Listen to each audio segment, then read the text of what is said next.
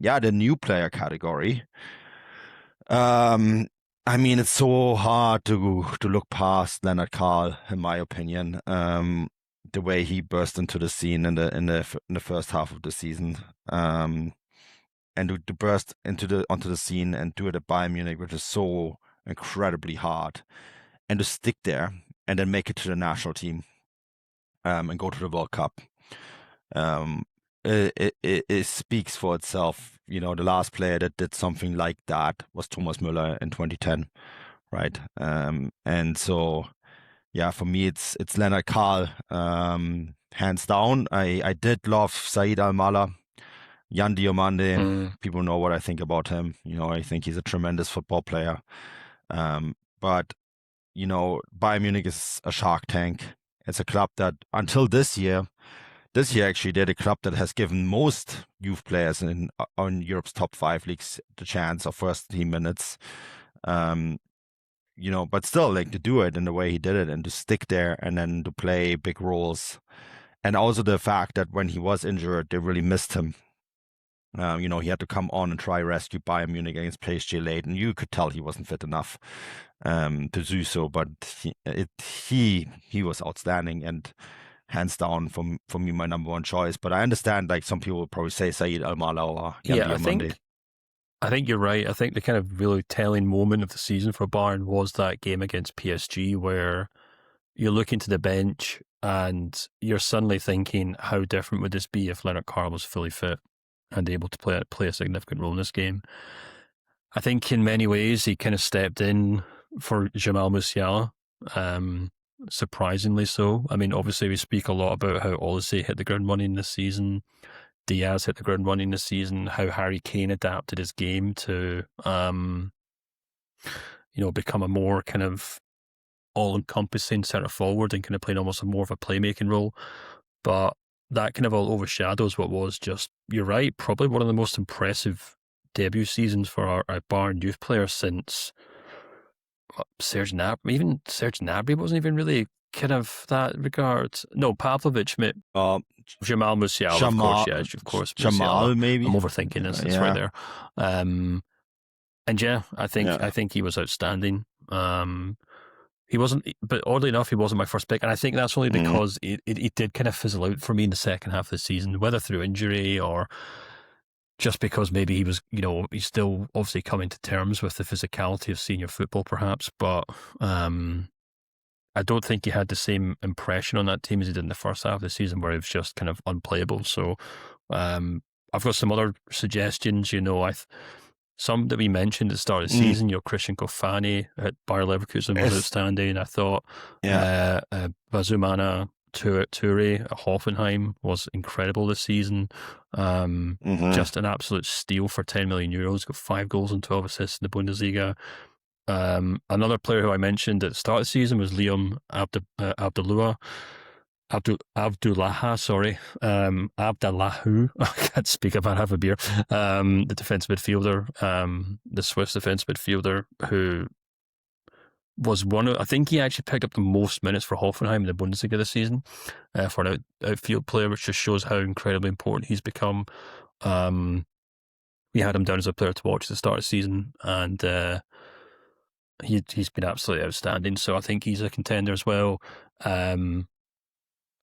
But I can't really look beyond Diomandé for this one, I think. You mentioned Said Al-Mala, and it goes without saying. He's been great for FC Köln, but as you and Matt have argued about for much of the season, whether that's as a kind of genuine bona fide match winner for Köln or as an impact sub, still up for debate. Luka Vuskovic as well, I think has been incredible. He's going to obviously either go on and stay at Tottenham and prove himself in the Premier League or move on to another club and do exactly that. But I just can't really look beyond Yan Diomandé. And I think he's going to have to get my pick for this one, to be perfectly honest with you. It's neck and neck at this level. But someone at work was asking us about Nusa today because he's obviously been linked with the move to the Premier League, and I think you obviously gave some insight on it, and I added that in a way he's been so remarkably overshadowed by Diomandé this season. And Nusan himself is an incredible talent. But the fact that like he's almost this forgotten man at Leipzig now because of the way Diomandé has kind of stepped into that team. And I think, in the way that you mentioned how Lenny Karl came into that team and really kind of filled in the gaps for Bayern and really helped them at a stage where they looked really bare. I think Diomandé's kind of stepped into that team and become so important for Leipzig. So many players obviously come and go at Leipzig, but the way that Diomandé, just 19 years of age, became this kind of talisman for them and kind of real focal point in attack was like crucial, to Leipzig getting back into the top four. So, I mean, having said all that, I'm not quite sure I buy into all the hype just yet. I think he's still got a long way to go, and I'd be really wary if someone like Liverpool did come up and snap him up for like 90 million euros in the summer, because I think he's still got a lot to do. But in terms of a player coming into the league who's never played in the league before, aside from, I guess, Olise and Diaz, I think few can rival Diomandé in that regard. But man, this is such an open field. I don't even know if I mentioned Ibrahim Matzah, who. Nope. You despite didn't. the word Leverkusen top at this moment in time. I was going to mention Ibrahim Matzah as well, because we forget that he was only bought from Hertha Berlin this last summer, and they spent so much money on Tillman as the Florian Wirtz replacement, and Dan put it so well with saying like, they bought all these guys, and then they're like, you go past if you add like $5 to your basket, you get free delivery. And like you order a pair of socks, and they're like the only thing that you really love, and that's how he described Ibrahim Matzah, and it's kind of true. It's like, he was kind of like this afterthought to purchase by Leverkusen, and he's come the closest of, he's come the closest of all these attacking midfielders that they bought to actually replace Florian Wirtz, and that is, I think, so significant. And I think he's going to make another big step in his development this summer as well. So I think he's a worthy shout out for in sure. terms of all the players we mentioned who have the highest ceiling, I do think Ibrahim Matzah could be up there in regards to and it's a tricky thing to say, because the way that the market works is guys like Diomandé just go straight to the front of the queue because they tick all the boxes. They're very sellable, both literally in terms of the transfer window, but also sellable to fans. And I know that's not the way football clubs should build squads, but trust me, it is.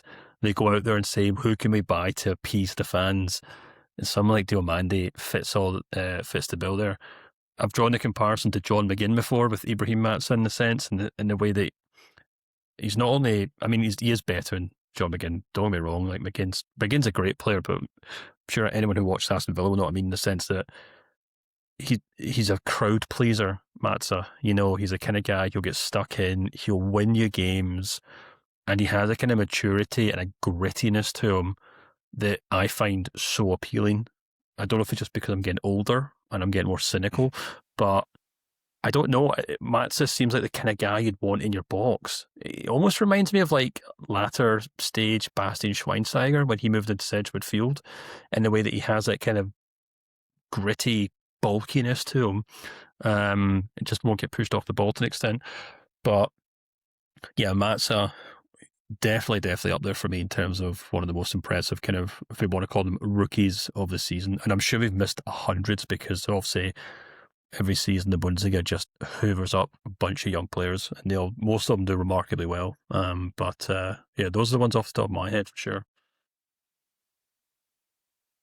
Yeah, I can't. There's so many other ones that had really first good seasons, and the Bundesliga does really well. I think it does really well bringing up these young guys. It doesn't do a great job of retaining them.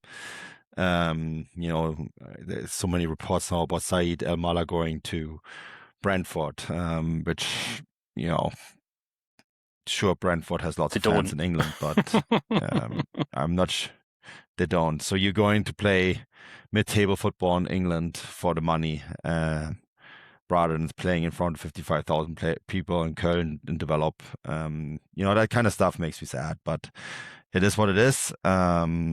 These players get cycled through faster and faster, and Diomandé is another good example. He probably would do really well, do a Danny Olmo and stay in Leipzig for 4 or 5 years, and just really develop. And Leipzig part of what they do now is that along the edges, they buy these really fast attacking players because they know they can sell them on for the Premier League without actually hurting their squad building at the process, right? Because they already have another guy who can play like that. And I spoke to Marcel Schäfer about that last year. Early this year, the sporting director, and he said, like, if a player isn't fast, we're not signing them. Simple as that, right? Because, this is something that we can't teach them. And so, so it is. But I was told by people, not at Leipzig, more on the other club that has been linked with him, that do not go hot on the Diomandé to Liverpool rumors just yet. So there's that. So we'll see how it develops. But yeah, so many good young players, and I can guarantee you there's going to be more next year. So that's always exciting to see. Absolutely. Should we move on to manager of the season then, or head coach this season?